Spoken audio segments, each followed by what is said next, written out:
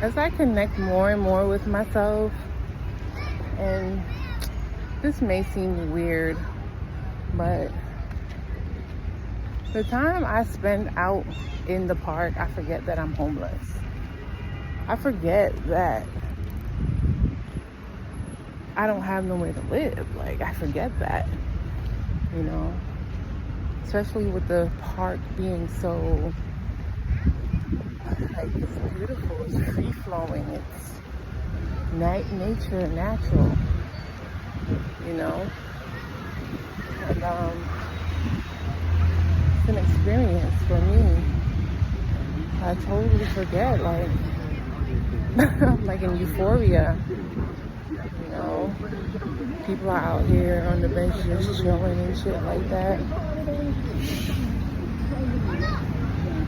Like, even though New York is expensive, it's like there's an aura to it. There's an aura to it that undeniably, like, home, you know? This is your home for some amount of time, or this is your home, you know? It's a melting pot, as everybody says, but it's your home. Look at my hair.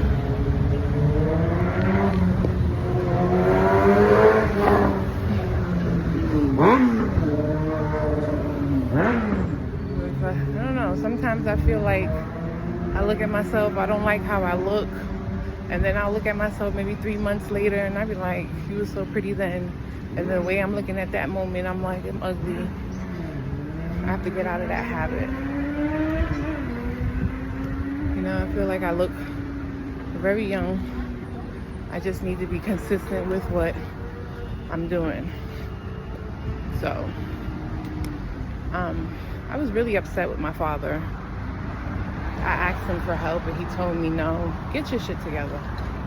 And I was just pondering, like, wow. And this was somebody that I was really close with. Like, you know, I told him everything when it came to, like, men. You know, we had like a very, I didn't think it was eerie, but, you know, he told me some sexual things that he might have experienced with women, and I wouldn't tell him sexual things about me and men, but that's the type of stuff we spoke about. And I didn't think anything about these conversations, you know, just an understanding that we're just talking. And this is how we speak to one another. And then I was just like, one day chilling, and I just got this notion, like, stop talking to him. I was like, what? Why? You know?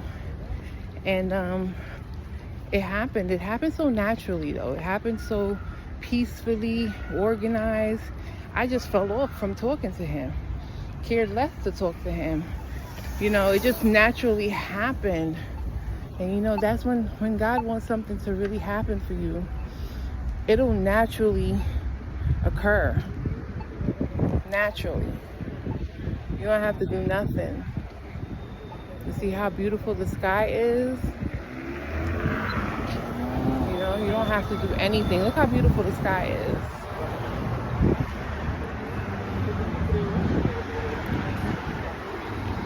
So, you know, we stopped talking, and I was going through an enlightenment moment. Like, I was just learning who I was, figuring out who I was, reviewing what I understood about the mother wound, because the reason I did step back is because I stopped talking to my mother. And then something came over me that I need to stop talking to him, because it's not like we were all friends or anything like that. It was just one person here and the next person there and one person, you know. And I got tired. I was just the only one that was talking to everybody. Nobody, came together. No camaraderie. No, let's meet up. Everybody just hated each other. And I was just like, no, I'm out of here. Like, I'm going to go find what makes me happy. I'm going to go find out why I still feel like a little child when my mother talks to me. I want to go find out these things. So therefore, I went to go take care of myself. I went to go figure out why I felt what I felt. Just understand why I was feeling the things that I was feeling.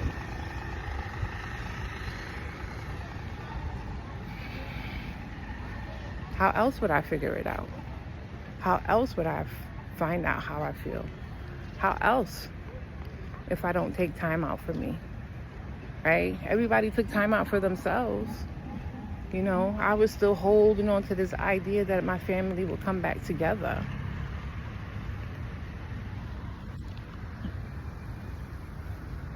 That's what I was holding on to. One day my family would come back together.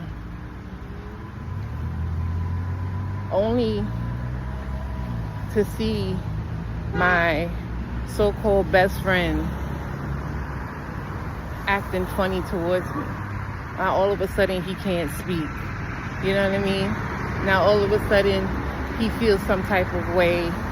And I thought we were homies. I thought we were friends.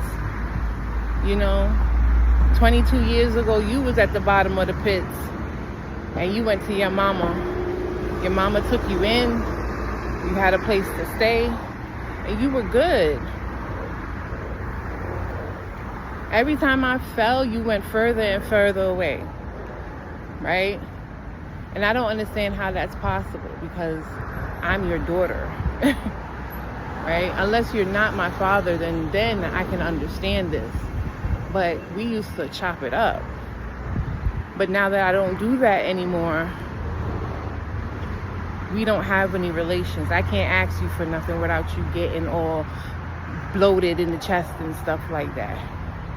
You got to kick me while I'm still down. And it's all good.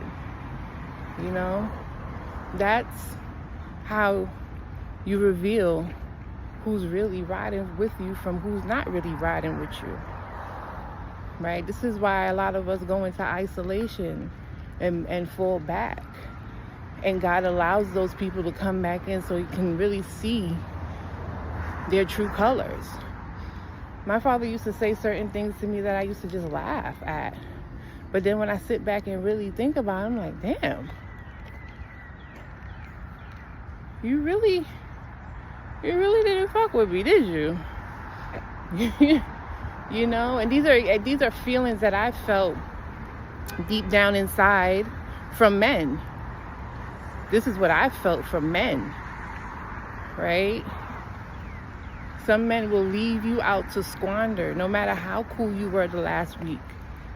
When they hear about hardships, they don't want to be nowhere to be found. If I tell you about my first miscarriage, nowhere to be found. Not my father, the man. Nowhere to be found. You feel me? In sight, nowhere to be found. Say they ain't present, nowhere to be found. And that's how and then my mother told me that my father wasn't even there for my birth. So how are me and this man so connected?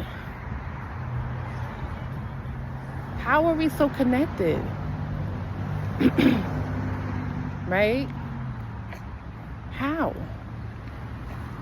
Why do I want us to be friends so badly? Because I was a daddy's girl. Whipped. My mother looked like she was too stressed out in order for us to have a relationship. So I went to my father, who was cool. Cool, calm, and relaxed. Right? Because I don't like to be eradicated into my spirit. I don't like that at all. But I noticed that my parents were having a lot of trouble. A lot of trouble. You feel me? Too much trouble. And I endured as much as I can endure. But, after a while, it's like, I don't feel like doing this no more. You know, my father used to say that I used to like to wander off into the parks and stuff like that. So take me to a park. I'll come in with 5 people and end up with 0. Because I just like to wander. I don't want to tell nobody I'm going anyway. I just like to be. You feel me?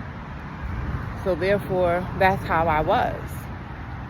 You know? And as I got so hectic in my spirit, I just decided to let go of everybody. Everybody, everyone, everything. Just let that shit go. It wasn't doing me no good anyway. It was making me feel old in the spirit. It was making me feel deprived in the spirit. It was making me feel like I had to beg in the spirit. Like, for what? I didn't do nothing to nobody. And if I did, nobody brought it to my doorstep. You feel me?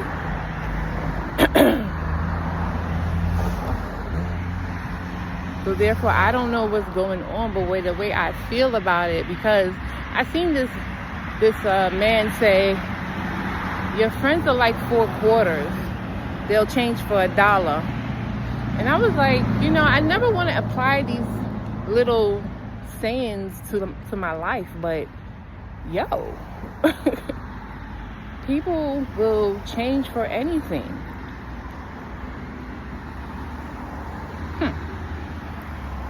Small business.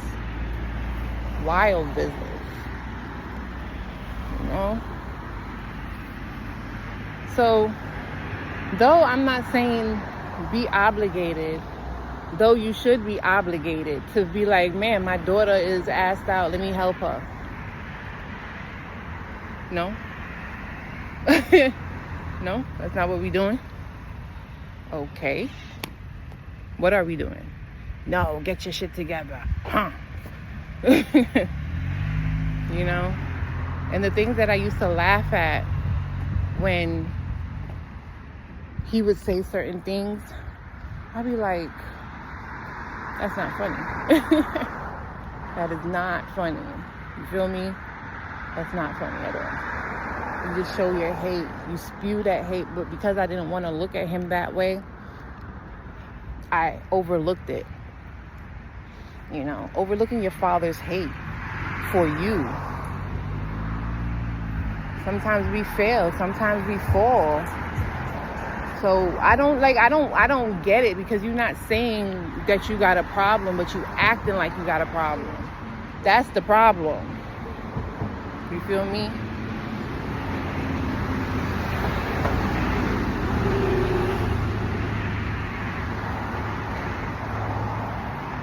I remember telling him, because he came at me one time and he was like, you know, I don't like the fact that you just left like that.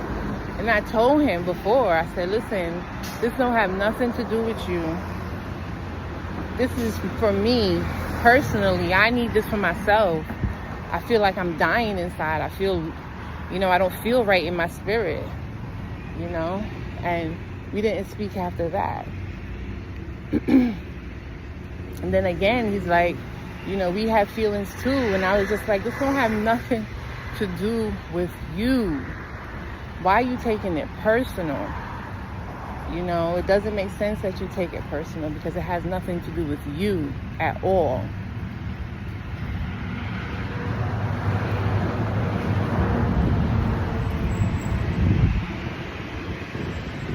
This is me taking time out to heal.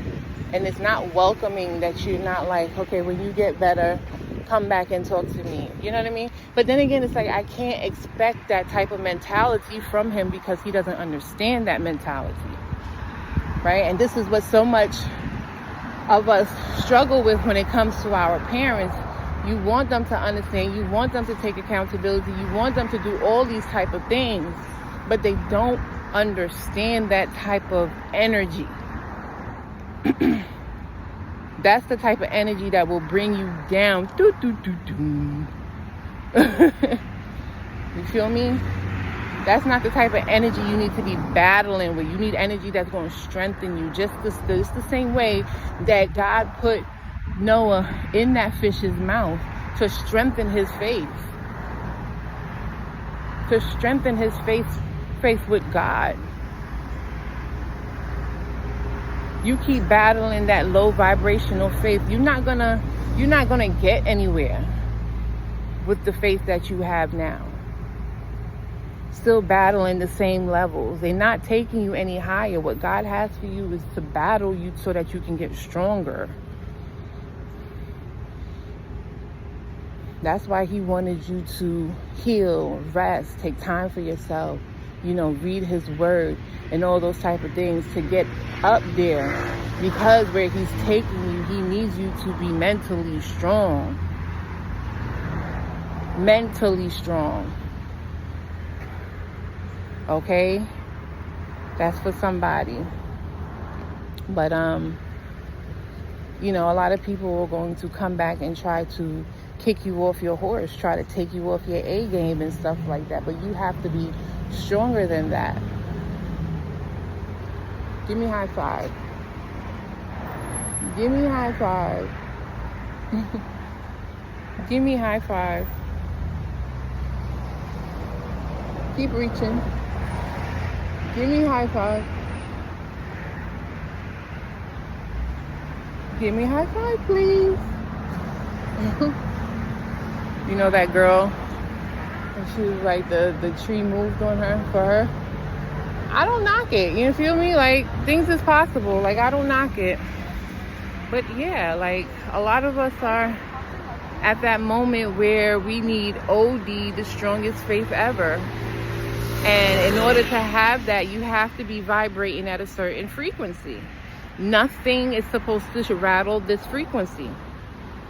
As many times as you've been heard, as many times as you've seen things, as many times as you felt things, nothing is here to rattle that frequency.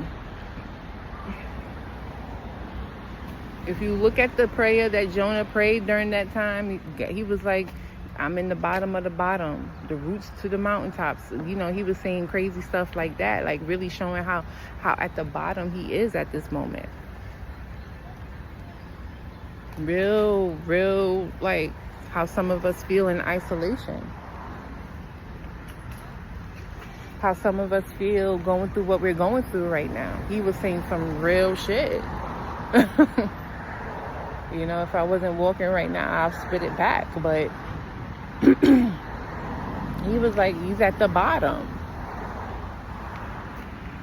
Not even the men that were on the boat with him could save him. That's why as I've gone through life, a lot of times I don't ever ask or depend on anybody. Even though I'm at the bottom right now, because God is definitely showing me that your plans is not his plans.